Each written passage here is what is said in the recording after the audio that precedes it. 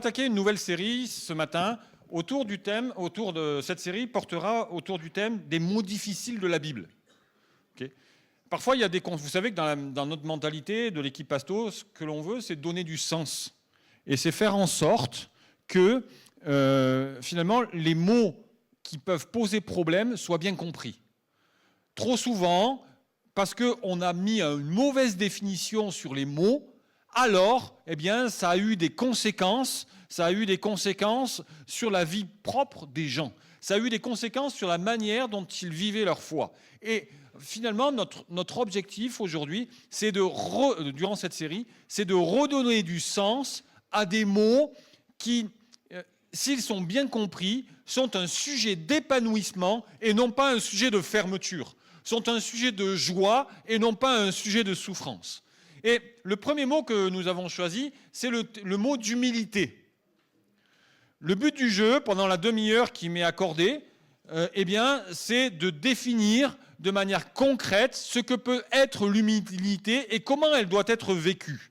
L'apôtre Paul, lorsqu'il écrit aux Philippiens, au chapitre 2 et au versets 3 et 4, dira « Ne faites rien par esprit de parti ou par vaine gloire, mais que l'humilité vous fasse regarder les autres comme étant au-dessus de vous. Que chacun de vous, au lieu de considérer ses propres intérêts, considère aussi ceux des autres. » Ici, nous avons certainement la définition de l'humilité la plus précise qui soit, qui est donnée par l'apôtre Paul. L'humilité, c'est quelque part, et c'est le titre de ma réflexion, c'est le miroir inversé de la grandeur. L'humilité, c'est certainement l'un des aspects les plus grands qui soient au niveau spirituel, qui a des impacts les plus grands qui soient au niveau spirituel et qui pourtant est très souvent ignoré ou est très souvent mal compris. Jésus, lorsqu'il a paru, il est paru non pas comme un roi, mais il est paru comme un homme dans une famille pauvre. Et pendant 33 ans, il a travaillé, pendant 33 ans, il a grandi. Et le prophète Ésaïe nous dit que Jésus n'avait rien qui frappait le regard. Il a paru comme un simple homme, tout simplement parce que l'humilité faisait partie de sa parure, l'humilité faisait partie de ses caractéristiques cardinales. Et être grand aux yeux de Dieu, c'est être capable de vivre réellement l'humilité. Et on le voit dans la définition de l'humilité, et ça va être un petit peu le fil conducteur de notre réflexion, c'est que l'humilité n'a rien à voir avec l'humiliation. L'humilité, ce n'est pas se flageller en contemplant tout ce que nous avons fait de mal. L'humilité, ce n'est pas dire « Oh, je ne vaux rien et je ne sais rien faire ». Mais l'humilité, c'est d'avoir un juste regard de ce que je sais faire, de ce que je suis, et surtout de ce que l'autre est. L'humilité, elle existe par rapport à l'autre. Elle existe dans la manière dont je regarde l'autre et dans la manière dont je me regarde. Et Paul dira que l'humilité, c'est être capable de considérer les autres comme étant plus grands que nous. Et quand on comprend bien ce texte, on s'aperçoit que l'humilité, c'est être capable de discerner ce que l'autre sait mieux faire que moi. Et je bénis Dieu parce que Rebecca chante beaucoup mieux que moi. Et je pense que vous pouvez le bénir aussi.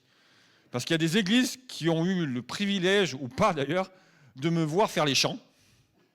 Et je peux vous assurer que les musiciens s'arrachaient les cheveux parce que j'ai un sens du rythme qui m'est très propre. Et je bénis Dieu parce que Rebecca chante mieux que moi. Et ça, c'est un caractère d'humilité.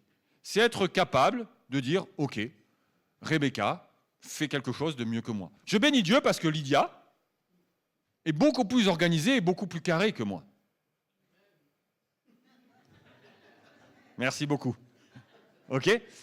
Et je reconnais cette notion-là. Et de la même manière, eh bien, vous pouvez regarder votre voisin et dire « Waouh, il sait faire des choses que moi, je ne sais pas faire. » Et ça contribue à l'humilité. Mais vous comprenez bien que l'humilité, ce n'est pas de se dire « Qu'est-ce que je suis nul !» Mais qu'est-ce que je suis nul ! Mais c'est être également conscient de qui je suis, de ce que je sais faire, des talents que Dieu a mis dans mon cœur, des talents que Dieu a mis en moi, et que donc je peux mettre au service de l'autre. L'humilité, c'est un regard juste sur qui est l'autre et un regard juste sur qui je suis. Et on va le voir tout au long de cette réflexion, au travers de 3 points, de 3 aspects. C'est que, en fait, l'humilité nous permet de changer de regard. Il nous permet de voir le monde, de voir l'autre, de voir mon cœur au travers du prisme de Dieu, au travers du regard de Dieu. L'humilité, c'est les lunettes qui me permettent de voir mon environnement comme Dieu le voit. C'est vachement bien comme punchline, ça, non? Je la répète, parce que je viens de la trouver. L'humilité, ce sont les lunettes qui me permettent de voir mon environnement avec de la manière dont Dieu le voit. Premier point, c'est que l'humilité, c'est le miroir inversé des relations. C'est ce qui me permet d'avoir des relations qui sont grandes, d'avoir des relations qui sont saines, d'avoir des relations qui sont authentiques. Parce que, eh bien, je développe ce caractère, alors il se produit les 3 choses suivantes. La première, c'est qu'il y a comme une inversion de l'égoïsme. Je me décentre de moi-même. L'apôtre Paul le dit dans le verset que nous venons de lire, eh bien, ne vivez pas de rivalité, ne cultivez pas les rivalités. Mais pour ça, regardez l'autre comme vous étant supérieur. C'est-à-dire que là, Paul nous donne un moyen. Si vous ne voulez pas être dans l'opposition et dans la rivalité, alors apprenez à regarder ce que l'autre sait faire de mieux que vous et soyez également conscient de ce que vous faites mieux que lui. Bref, nous ne sommes pas sur une notion d'égalité, nous ne sommes pas sur un rapport de force, mais nous sommes sur une notion, j'allais dire, de complémentarité. Nous sommes dans une notion où finalement, grâce à cette valeur, grâce à cette lunette particulière, je sors des rivalités. Et c'est compliqué.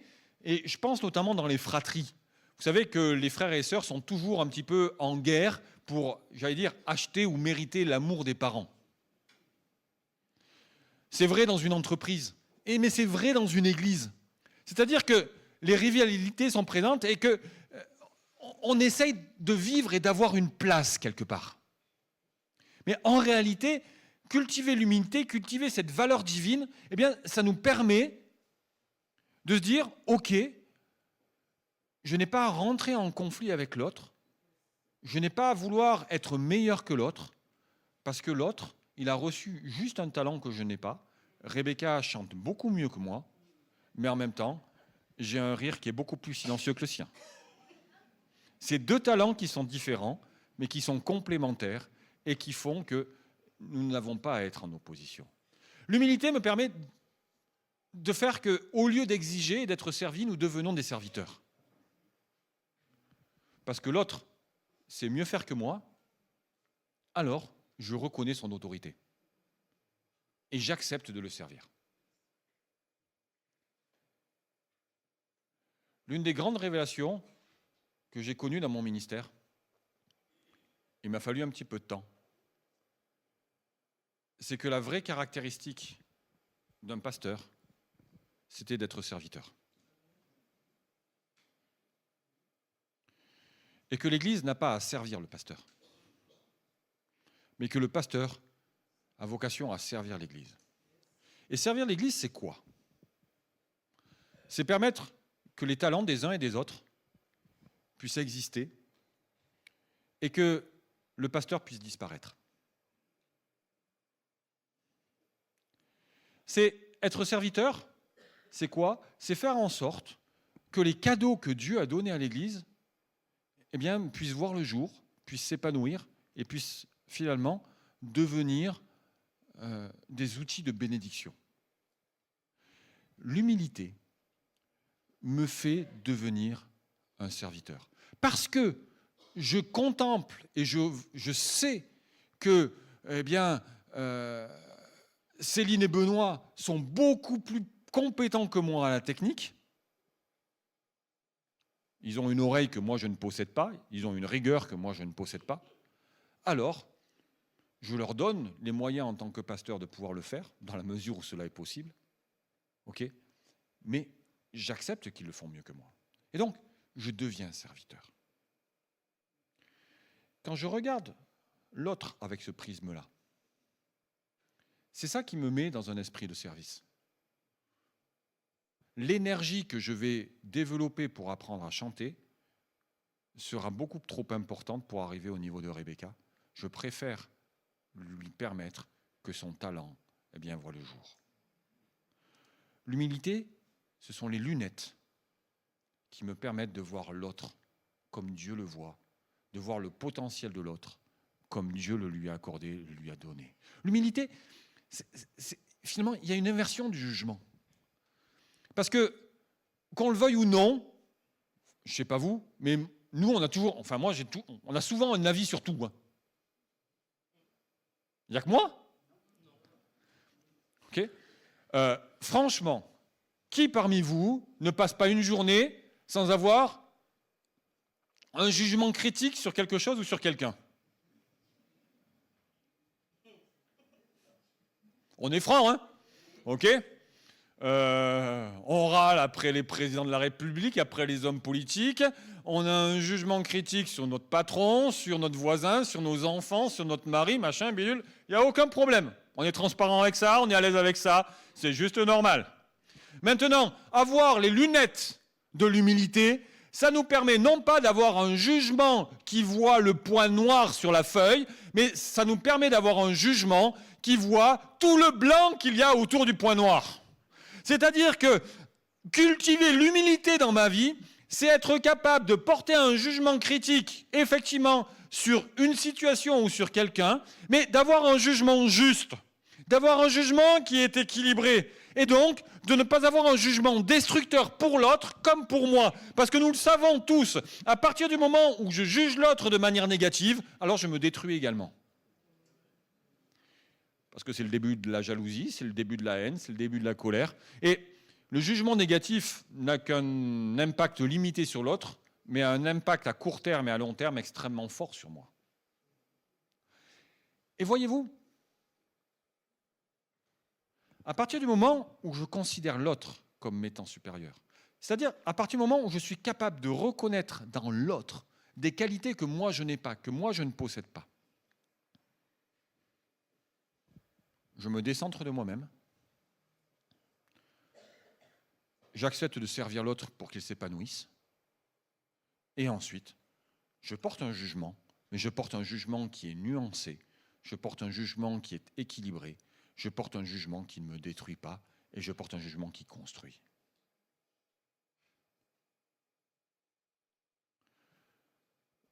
L'humilité, ce n'est pas de dire « je suis nul » et l'autre est extraordinaire. Mais l'humilité, c'est de se regarder en face.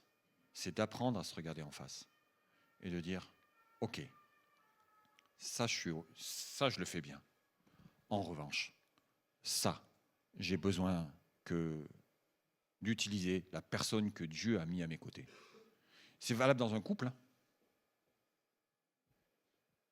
L'humilité dans un couple, c'est quoi ? C'est reconnaître que ma femme a des qualités que moi je ne possède pas. Et que même si je suis un homme, elle fait toutes sortes de choses bien mieux que moi. L'expression « même si je suis un homme » est un petit peu sarcastique. D'accord ? Parce que on a parfois l'impression que, à cause de certains versets que nous aurons l'occasion d'expliquer, peut-être dimanche d'ailleurs, okay, parce qu'il y a, à partir du moment où il y a un pouvoir qui nous est donné, alors le titre d'homme fait en sorte que nous savons mieux que les femmes.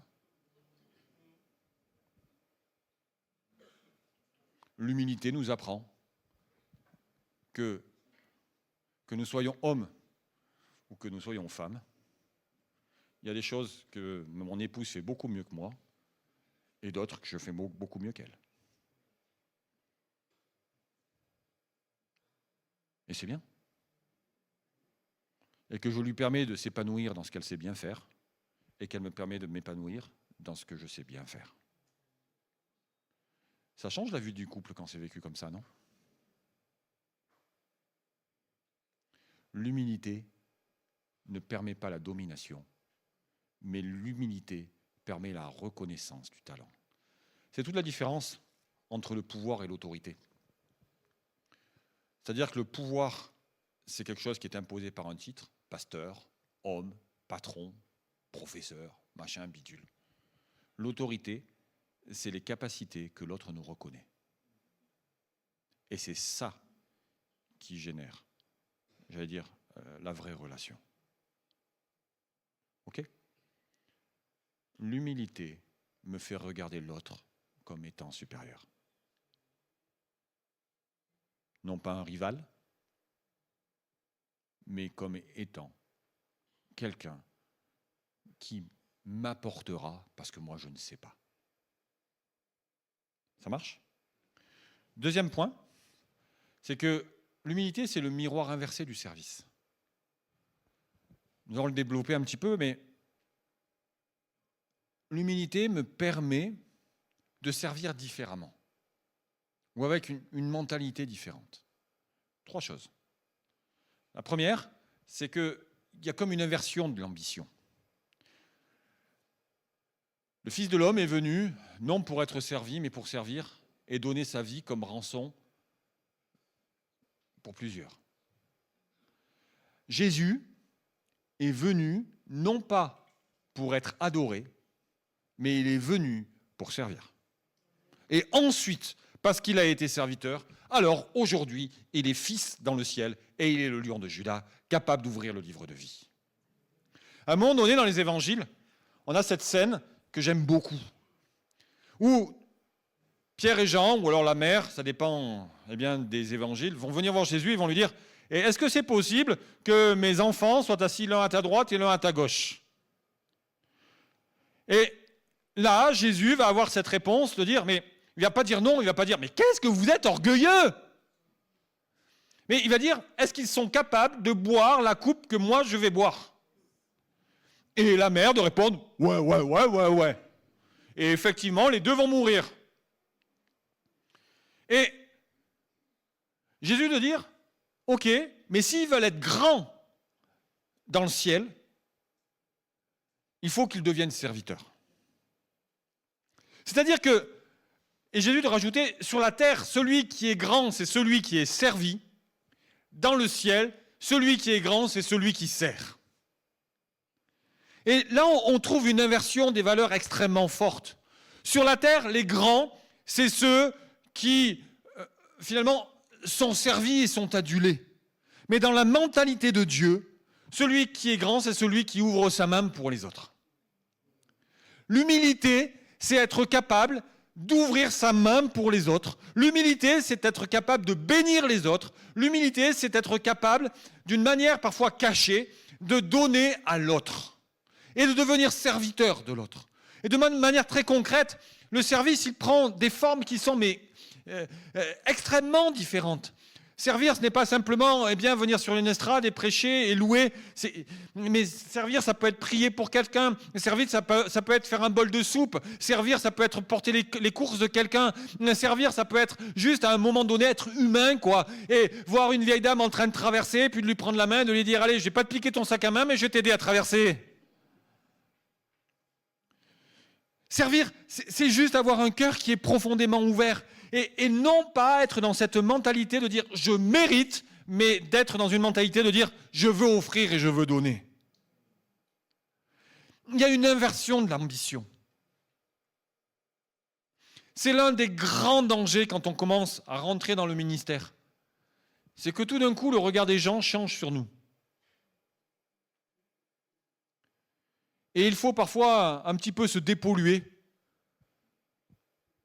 en disant mon but, c'est d'être un serviteur. Et c'est valable pour tout le monde. La véritable humilité, c'est d'accepter de donner sa vie pour l'autre. Comme Jésus. Alors, il ne s'agit pas d'aller mourir, d'accord, le débat, il n'est pas là. Okay. Mais c'est d'avoir cette mentalité. Et tu peux te poser cette question.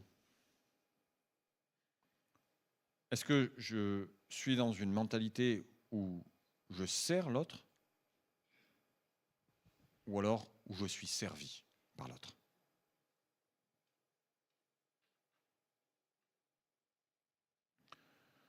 Ce qui est important pour nous ne l'est pas forcément pour Dieu.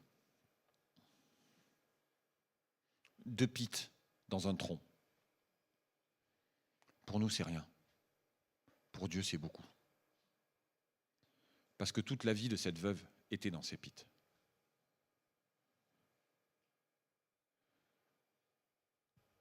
Ce qui est grand pour Dieu ne l'est pas forcément pour nous. L'humilité, c'est être capable de reconnaître et capable d'accepter que parfois, je peux servir Dieu avec pas grand-chose. Vous comprenez à quel point cette notion est forte. C'est que nous, dans notre logiciel, pour être aimé de Dieu, et je le mets entre guillemets, et pour être un bon chrétien, je le mets également entre guillemets, il faut que je donne beaucoup. Et il y a certaines communautés qui n'hésitent pas à dire que plus vous donnez d'argent, et plus vous serez bénis. C'est un scandale. Parce que la mentalité de Dieu, elle est tellement différente. Dieu se fiche de la quantité de ce que tu donnes. Parce que tout lui appartient. Ok ? Mais ce qui intéresse Dieu, c'est le pourquoi tu donnes. C'est le mobile. C'est la raison pour laquelle tu le fais. C'est l'état de ton cœur. L'humilité, ce n'est pas de donner beaucoup.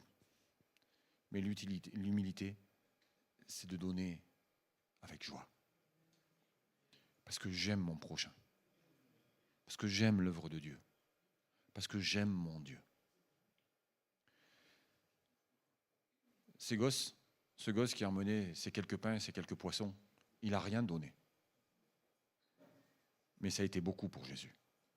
Cette veuve qui a emmené une fiole d'huile, de l'huile qui servait à se maquiller. Parce qu'elle l'a mis entre les mains du prophète Élisée. Ça lui a permis de sauver ses enfants. Ce qui est important pour Dieu, ce n'est pas la même chose que ce qui est important pour nous. Et l'humilité, cette lunette, me permet d'être fier de moi. Parce que je ne suis plus dans une notion de beaucoup, mais je suis dans une notion de sincérité. Je n'ai pas à donner beaucoup, mais j'ai à donner de tout mon cœur. Que l'on soit pauvre ou que l'on soit riche, que l'on soit malade ou que l'on soit en bonne santé, que l'on ait des talents ou que l'on en ait moins, peu importe, nous sommes tous capables de donner avec joie. Mieux vaut 20 centimes donnés avec joie pour Dieu que 100 000 euros donnés par religiosité.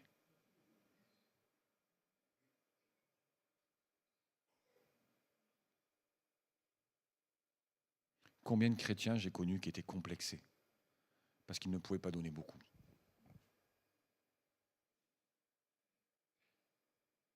C'était un poids dans leur vie parce qu'ils étaient malades, ils ne pouvaient pas servir, parce qu'ils avaient des soucis professionnels, parce qu'ils étaient en dépression. Et la culpabilité de ne pas donner beaucoup venait en plus mettre la tête sous l'eau, quoi. Il y a des moments quand on est aux prises avec le péché, quand on est aux prises avec nos combats intérieurs, nos luttes intérieures. C'est compliqué de donner beaucoup à Dieu. C'est compliqué, c'est dur. Mais Dieu s'en fiche. L'humilité nous permet de voir les choses différemment. L'important, ce n'est pas le beaucoup, mais l'important, c'est la sincérité. Et puis, il y a une inversion de la reconnaissance. Parce que j'ai ces lunettes, alors Eh bien, quelque part, je vois le monde d'une manière différente. C'était à Nantes. À Nantes, j'ai été un pasteur extrêmement heureux, mais j'ai parfois eu des gros trous d'air. Et je me souviens de cette fois où je me promenais particulièrement déprimé, puis il me semblait que, vous savez, tous les chrétiens me gonflaient. J'avais l'impression qu'ils n'en faisaient pas assez, qu'ils n'étaient pas suffisamment impliqués, pas suffisamment consacrés, etc.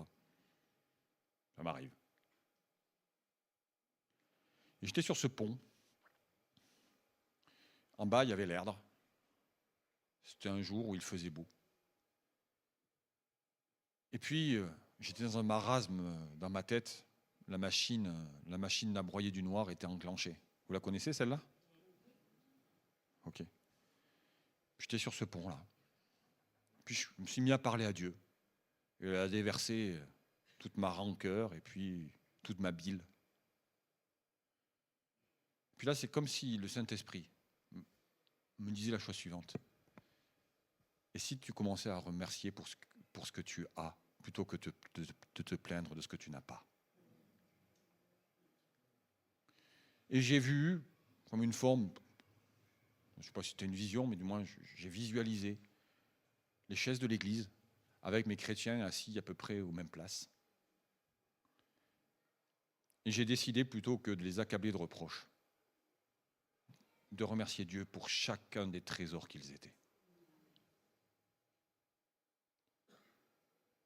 Ça a changé mon ministère. Je suis vraiment devenu un pasteur à ce moment-là, je crois. Et c'est ce que je fais. Et c'est ce que nous avons vocation à faire. Seigneur, je te bénis parce que l'autre sait faire des choses que je ne sais pas faire. Je te bénis parce qu'à côté de moi, tu as placé une épouse qui est fabuleuse. Je te bénis parce que tu m'as donné des amis qui sont extraordinaires. Je te bénis parce que même s'ils ont des rires bizarres de temps en temps, ben ils sont présents et puis ils sont là, ils sont fidèles, quoi. Je te bénis parce que, voilà, autour de moi, il y a certes des personnes qui me font du mal, mais il y en a tellement, il y en a au moins une ou deux qui me font du bien. Je te bénis. Et l'humilité me permet de changer de lunettes. Et j'ai un autre regard. Oui, j'ai été déçu, oui, j'ai été blessé par des personnes, mais je te bénis parce que tu as mis à mes côtés quelques-uns qui ont su me consoler. Et j'aime quand l'apôtre Paul dira que Dieu ne rajoute pas tristesse sur tristesse. Et que, au milieu de tous nos malheurs, Dieu nous donne des facteurs de reconnaissance. Et l'humilité me permet de voir ça. Parce qu'il me permet de voir l'autre tel qu'il est. Il me permet de voir le monde qui m'entoure tel qu'il est, avec certes les moments compliqués, mais également avec les potentialités que Dieu a placées à mes côtés. Troisième point, c'est que l'humilité me permet, quand je l'utilise, de vivre la grandeur du cœur. D'avoir un cœur grand. Mais un cœur grand au sens de Dieu. 3 points. Premier, c'est que, on l'a vu, il y a une inversion de l'orgueil. Finalement, on cherche souvent un antidote à l'orgueil. Et on prend le problème par le mauvais sens, c'est-à-dire qu'on voudrait écraser l'orgueil pour que l'humilité naisse. En réalité, il est nécessaire de faire grandir l'humilité pour que l'orgueil disparaisse. Parce que quand j'accepte et quand je me mets à regarder le monde qui est autour de moi, eh bien, nom d'un chien, si vous me passez l'expression, il y a un paquet de gens qui ont des talents que je n'ai pas, quoi. Et donc, ça me permet juste de revenir à ma place. Ça me permet juste de revenir à ma place et donc de me dire, mais je ne suis pas rien, mais autour de moi, il y a des gens,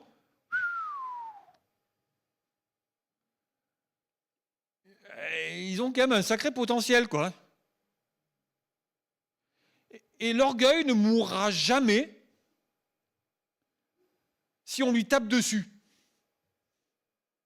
Mais l'orgueil diminuera à partir du moment où j'accepte mon potentiel, mais que je sais regarder le potentiel de ceux qui sont autour de moi. L'autre fait changer mon cœur. Le regard que j'ai sur l'autre fait changer mon cœur. C'est-à-dire que à partir du moment où je vois l'autre tel qu'il est, que je bénis Dieu pour ce qu'il est, alors le Saint-Esprit peut travailler mon être, peut travailler en moi et quelque part me mettre à la bonne place. Le drame de l'homme, si dans l'histoire de l'humanité, je devais être une pièce du puzzle divin de Dieu, le problème de l'orgueil, c'est qu'il fait gonfler la pièce et donc qu'elle ne peut pas s'imbriquer dans le puzzle. Le but du jeu, c'est de faire dégonfler la pièce de manière à ce qu'elle trouve sa place. Et pour trouver sa place, il faut qu'elle connaisse la forme des pièces qui sont autour. Il y a une inversion de la suffisance. Jésus dira, à un moment donné, lorsqu'il est Gethsémane, il dira, mais est-ce qu'il est possible que cette coupe s'éloigne de moi et puis de se reprendre en disant, non, c'est bon, j'accepte ta volonté, Père. À ce moment-là, Jésus, il accepte sa place. Il accepte que sa place est sur la croix. Et que de cette croix, va décliner la gloire. Et parfois, l'humilité, c'est ça, c'est d'accepter que nous, on passe par des chemins galères et que d'autres sont bénis. Et que même parfois, l'injuste est béni. Alors que nous, parfois, c'est compliqué. Et l'humilité, c'est pas de dire c'est normal parce que je vaux rien, mais l'humilité, c'est capable de dire, c'est vivre ce moment en disant c'est ma place aujourd'hui, quoi. Ma place est au creuset, au fond du creuset. C'est pas cool du tout. Ça me fait pas marrer. C'est pas juste. Mais c'est ma place. Je regarde le monde autour et je sais que j'en sortirai, quoi. Puis, troisième point, et je conclurai sur ce troisième point, c'est que l'humilité, c'est l'inversion de la peur. Je le redis, quand je regarde le monde, quand je regarde l'autre, quand je regarde ce que je fais avec les lunettes de l'humilité, alors je vois autour de moi toutes sortes de potentialités. J'ai plus peur de mal faire.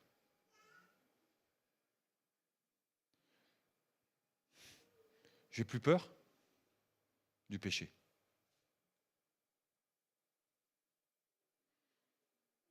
Parce que je suis à ma place.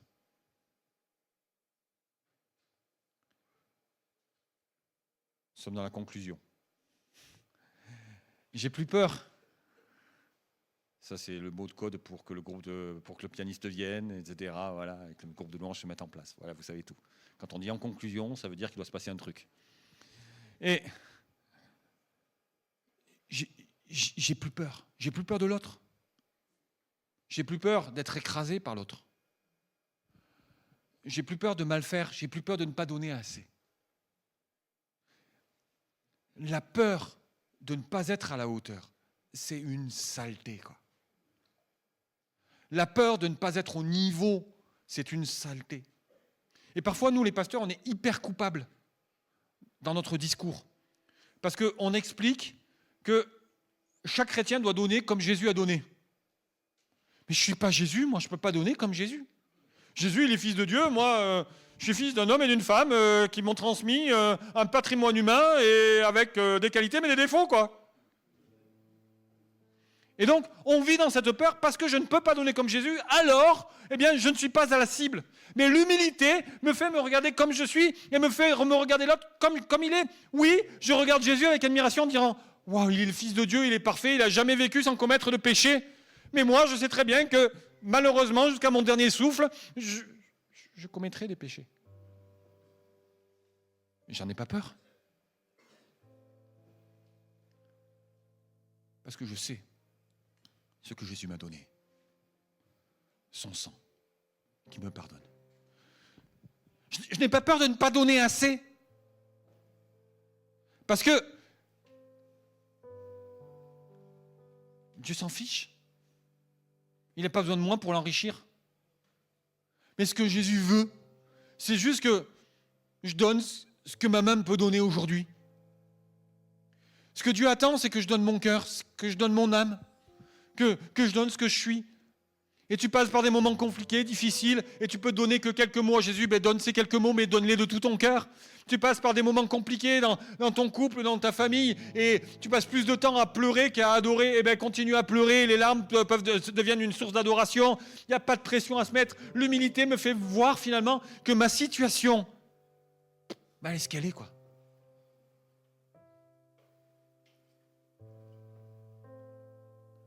La peur change de camp.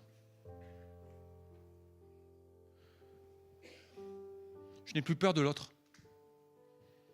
Je n'ai plus peur d'être comparé à l'autre. Il a des talents que je possède et que moi je ne possède pas, pardon. Dont acte. Merci Seigneur. Ça me pose pas de soucis. J'existe de manière inconditionnelle aux yeux de mon Dieu. Tu sais quoi? Dieu ne t'aime pas parce que tu as des talents. Mais Dieu t'aime parce que tu es son enfant. C'est tout.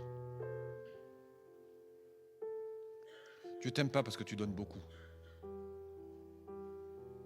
Mais Dieu t'aime juste parce que tu es son gosse, sa création et son enfant. J'ai plus peur de ne pas être à la hauteur. Je n'ai plus peur de ne pas être capable de respecter la loi. Je n'ai plus peur de commettre des péchés. Je n'ai plus peur de ne pas savoir faire. Parce que je suis un enfant de Dieu. Change de lunettes. Le monde n'est pas un combat.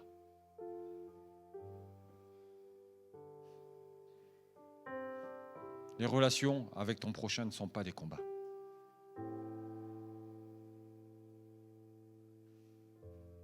Regarde-les juste avec d'autres lunettes. C'est tout. C'est facile à dire, un dimanche matin avec un micro. Mais ce matin, je vais vous donner un prisme nouveau, simplement. L'humilité, c'est pas dire je suis nul. Même si on nous l'a beaucoup dit.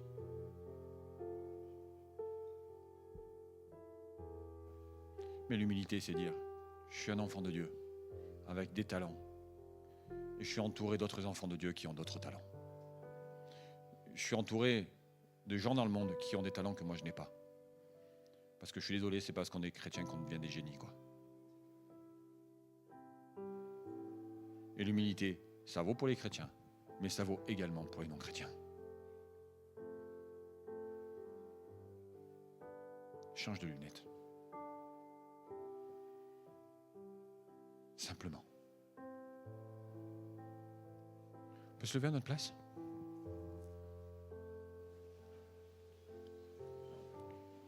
Juste là. Et dans ton cœur,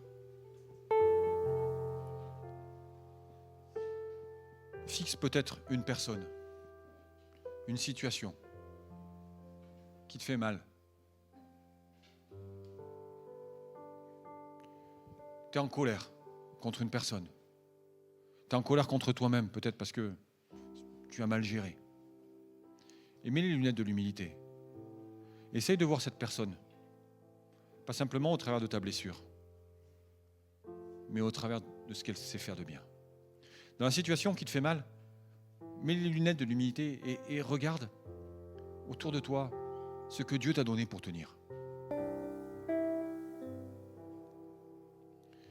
Puis troisième chose, j'aimerais que tu prennes ces lunettes et que tu te regardes avec vérité.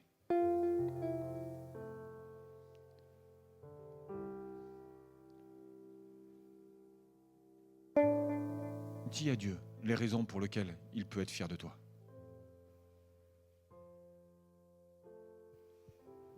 Tu passes ton temps à lui dire toutes les raisons pour lesquelles il devrait faire tomber le feu du ciel sur toi. Pour tes pensées. Pour tes péchés. Mais ce matin et pour la semaine qui vient, essaie juste de dire à Dieu, hé mon Père, voilà les raisons pour lesquelles tu pourrais être fier de moi. Oui, j'ai des pensées pourries. Oui, j'ai des pensées pourries. Mais je m'accroche vraiment pour tenir bon. Oui, Seigneur, j'ai un foutu caractère. Mais tu peux être fier de moi parce que j'en suis pas fier, moi. et que j'aimerais changer. Oui, mon Dieu, j'étais une maman désastreuse peut-être pendant une période de ma vie avec mes enfants. Mais je suis fier de moi. Parce qu'aujourd'hui, je me suis relevé. Et puis que finalement, je les ai toujours aimés, quoi. Je les ai toujours aimés.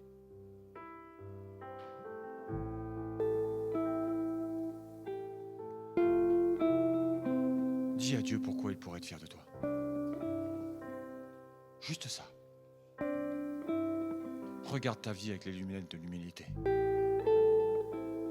Et non plus de l'humiliation. Je te bénis, Jésus. Parce que si ton sang a coulé, c'est pour pardonner nos péchés, guérir nos corps. Mais je le crois également, Seigneur, de tout mon cœur. Changer le regard que nous pouvons avoir sur nous-mêmes. Si ton sang a coulé, si tu es mort, si tu as souffert, c'est afin que notre estime de nous puisse grandir et que nous puissions rentrer dans ce que nous sommes vraiment, le statut d'enfant de Dieu. Je prie pour que ces quelques mots soient salvateurs et que ceux qui ont entendu des mots de destruction, des injonctions de destruction, faisant peser un poids d'humiliation sur leur vie. Je prie pour que toutes ces chaînes d'humiliation soient brisées dans le nom de Jésus. Je prie pour que ces regards de mort puissent être brisés dans le nom de Jésus. Je prie, Seigneur mon Dieu, pour qu'il y ait de la confiance, qu'il y ait de la fierté. Je prie, Seigneur mon Dieu, pour que tout d'un coup, Seigneur mon Dieu, il y ait des déclics dans les cœurs, dans les vies, dans les esprits, afin que vraiment nous puissions être fiers de qui nous sommes. Merci parce que ton sang a effacé les hontes qui peuvent hanter nos vies. Merci parce que ton sang a couvert, Seigneur mon Dieu, les erreurs, les fautes, les péchés qui peuvent avoir détruit. Mais Seigneur, merci parce que toi tu reconstruis. Donne-nous l'intelligence et le discernement pour entrer dans une véritable humilité. Vivre cette vie avec des lunettes saines, voir le monde tel qu'il est, avec toutes les merveilles que tu y as placées. Je te bénis pour les merveilles qui sont devant moi. Je te bénis pour les trésors qui sont devant moi. Merci pour chaque vie que tu as sauvée au prix de ton sang. Merci pour chaque homme et chaque femme, Seigneur mon Dieu, qui sont connus de toi et qui sont aimés de toi, qui sont tes enfants. Merci, Seigneur mon Dieu, pour l'Église locale, pour l'Église universelle. Merci, Seigneur mon Dieu, pour tous ceux que tu as placés sur ma route, chrétiens, non chrétiens. Merci, mon Dieu, parce que ta variété et ta sagesse sont tellement grandes. Que ton nom soit béni, Jésus. Amen. Merci de nous avoir suivis. Si tu as apprécié être avec nous, n'oublie pas de liker et de partager sur les réseaux. Nous proposons chaque dimanche 2 célébrations. Viens nous rejoindre, nous serons heureux de t'accueillir.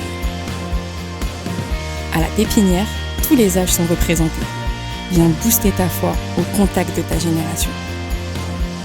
Besoin d'un rendez-vous ? Nos pasteurs se tiennent à ta disposition. N'hésite pas à les contacter. Si tu as des questions sur la foi ou sur la Bible, tu peux en discuter avec notre équipe pastorale. Inscris-toi dès maintenant. Tu peux suivre nos prédications, posts et actualités sur les réseaux. Ne doute pas de visiter notre site internet. Tu veux t'intégrer et nous connaître un peu plus ? Télécharge dès maintenant notre application et reste connecté. À bientôt, à la Pépinière.